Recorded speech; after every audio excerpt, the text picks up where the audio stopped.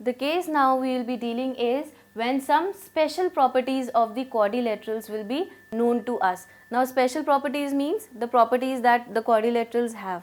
Now let us see this example in which we have to draw a square of side 4.5 centimeters. Now if we make the rough sketch of this diagram of this question, the diagram would be having a square with only one measurement. But we know that for making a quadrilateral, one measurement is not sufficient. So what should we require? We require other measurements also. But because we know it is a square, we know it has different properties, we can use them.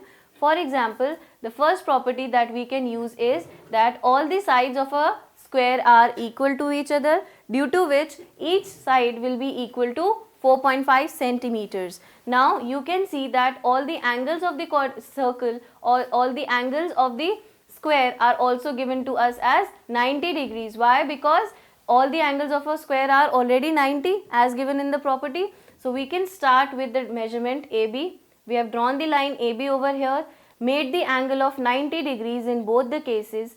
Now D and C are at a distance of 4.5 centimeters from A and B respectively. So you take 4.5 as the radius, and with A as center you will be cutting an arc on this place, as well as with 4.5 as the radius, with B as center you will be cutting another arc on this line.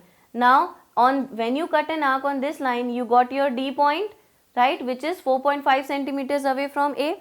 Similarly, you will get your C point, which is 4.5 centimeters and at a 90 degrees angle with point B.